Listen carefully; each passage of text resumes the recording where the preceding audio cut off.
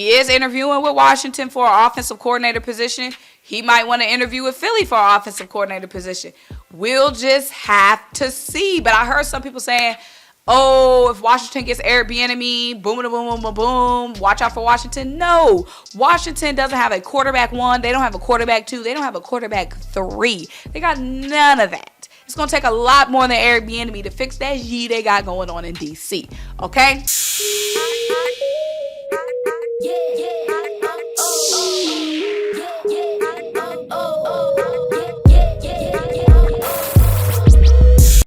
What's up? What's happening? What is popping, you guys? Welcome back to another great edition of Symone with the Sports. I'm Symone, bringing you guys daily sports talk. So if you're new here, if you're old here and haven't already subscribed to my channel, stop what you're doing, leave a comment, subscribe, keep rocking with me. Also, make sure you check out the links down below. The first one is to buy me a coffee to help you this channel. The second link is to shop the official Symone with the Sports, a merch collection. Get you the classic tee, the wavy tee, or the fly or die crew neck. And lastly, guys, if you do not do anything else, turn your notification bells on so you don't miss a single video or a single live stream. And we will be going live on Monday nights with the Birds of Broad Street podcast. But y'all, we really have to do another live. I really want to do another call-in show because I really want to get you guys' takes on a lot of this stuff. Like I read, y'all know I be reading my comments and I be responding to y'all in the comments. But it's just so much better doing the call-in show. It's so much, more easier for y'all to give your perspective. So I definitely want to set up a call-in show. Not this weekend and not next weekend, but probably the weekend after that. But y'all, whoo, baby, we got a lot to talk about. We have a lot to get into, coaching staff edition. And like I said in my last video talking about the coaching staff, changes need to be made expeditiously. We need the new offensive coordinator here before the draft and before free agency. And we need the new defensive coordinator here before the draft and before free agency. So it could be any day now where we announce our new coordinator. But y'all, I have been listening to you guys' feedback. So last time we talked about Brian Johnson, our current quarterback coach, sliding in as the new offensive coordinator. They have been projecting, the insiders, your Adam Schefters, have been saying that it's looking like Brian Johnson will be our offensive coordinator, going from our quarterback coach, someone who knows Jalen Hurts so well, knows the quarterback, knows the offense, everything, and moving into the offensive coordinator role, someone internal who knows this team, who has have been a part of this high-powered offense from last season.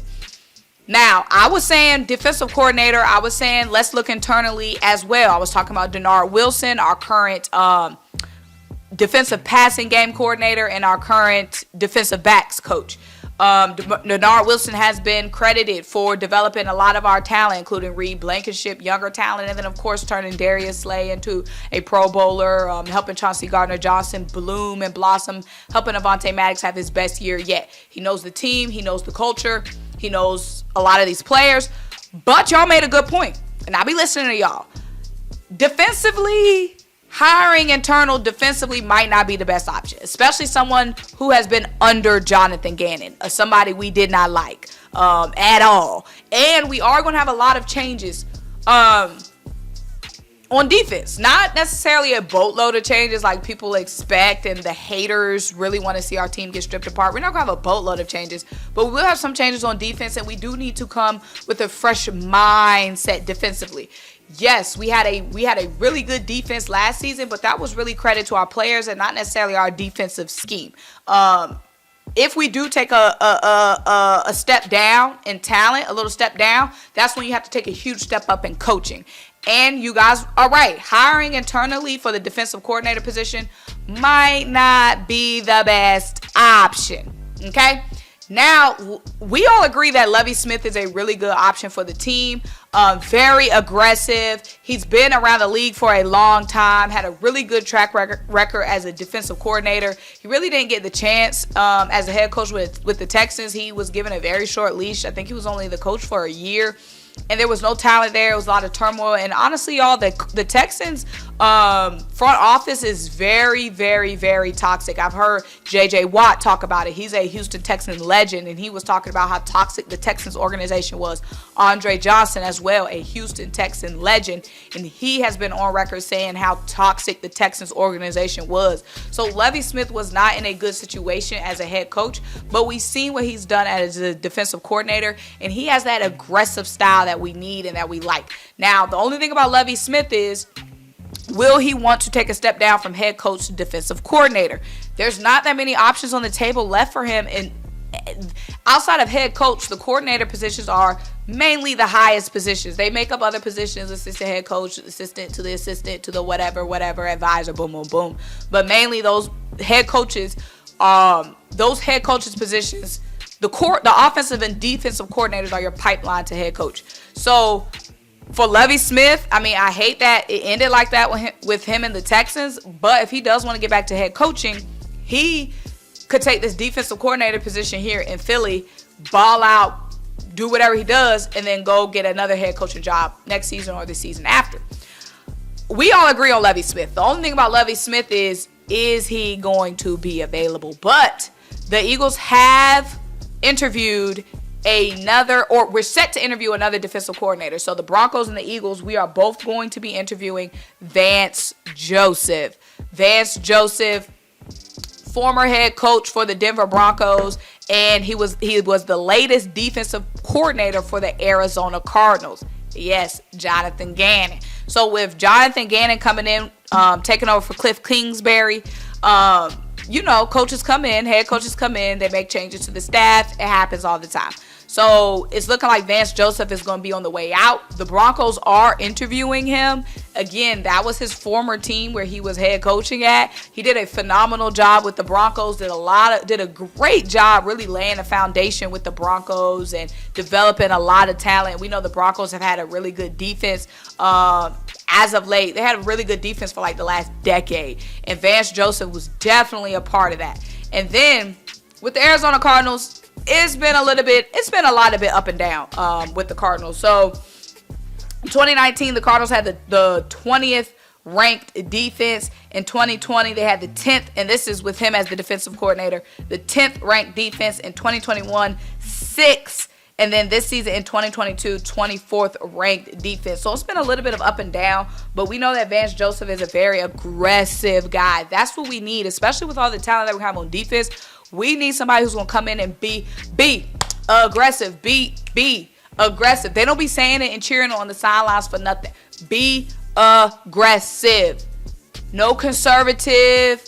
No soft zone G. Letting people pick you apart up and down the middle.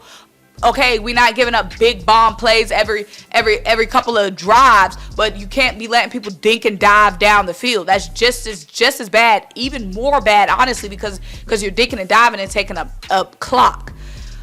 I'm not gonna let this man stress me out today, but like I said, Vance Joseph could be an option. We are interviewing him. I just don't know, only because, like I said, he had a very good stint with the Denver Broncos, but the Cardinals' defense has been really up and down the last couple of years, very up and down. So honestly, if I had to pick, obviously I'm taking Lovie Smith, but I just don't really know about Vance Joseph, you guys. I really don't know. Let me know what you guys think. But like I said, the Cardinals have been really inconsistent on defense these last couple of years.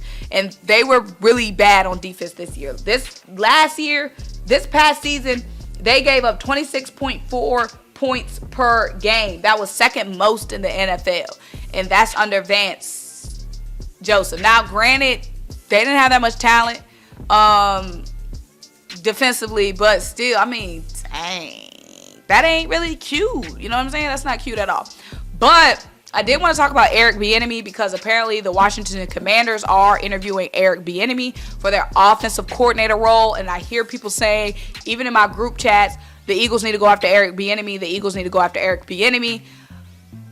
If I'm Eric Bieniemy, why would I be going from one offensive coordinator role to another offensive coordinator role when I'm the offensive coordinator for one of the best offenses the NFL has seen and one of the best offense of these past couple of years.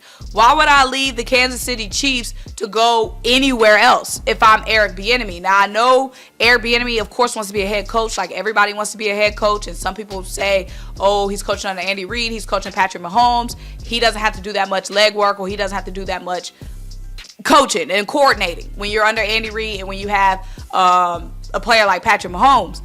So maybe Eric Bieniemy wants to go to another team so he can prove it's not basically a system. It's not Andy Reid. It's not Patrick Mahomes. It's me, the offensive coordinator. But that seems like a big risk if I'm Eric Bieniemy. And honestly, if the Eagles' offense is already high-powered enough. Our offense is super high-powered. And we're bringing a lot of talent. Most of the talent is coming back on offense. AJ is locked up. Devontae Smith, Dallas Goedert, Jalen Hurts, they're all locked up. Our offensive line is going to be fine. Good. We're going to have another high-powered offensive season. Okay? So if Eric Bieniemy comes here, he's still going to get the question of, is it Jalen Hurts, Dallas Goedert, AJ Brown, Devontae Smith, or is it coaching? The same thing Shane Steichen got. The same thing Nick Sirianni got, which was why he was snubbed for Coach of the Year. So if I'm Eric Bieniemy, I don't see why I would leave the Kansas City Chiefs and come to the Philadelphia Eagles. If I'm Eric Bieniemy, I would, keep interviewing for head coaching jobs or just wait for Andy Reid to retire and slide in that spot. But I'm not Eric Bieniemy. He is interviewing with Washington for an offensive coordinator position. He might want to interview with Philly for an offensive coordinator position. We'll just have to see. But I heard some people saying, oh, if Washington gets Eric Bieniemy, boom, boom, boom, boom, boom, watch out for Washington. No, Washington doesn't have a quarterback 1. They don't have a quarterback 2. They don't have a quarterback 3. They got none of that. It's going to take a lot more than Eric Bieniemy to fix that G they got going on in D.C. Okay? Okay? But y'all, like I said, point of the story is, you're right. I don't want to hire internally for defensive coordinator. We need a fresh new mindset on this defense, running this defense. I agree with you guys. Lovie Smith is my favorite candidate. Vance Joseph, I don't know. But y'all, let me know what you think. Make sure you like this video, leave a comment, subscribe, keep rocking with me. Check out the links down below. Buy me a coffee, help fuel this channel. Shout out to Official SymoneWithTheSports merch collection. Until I talk to you guys next time.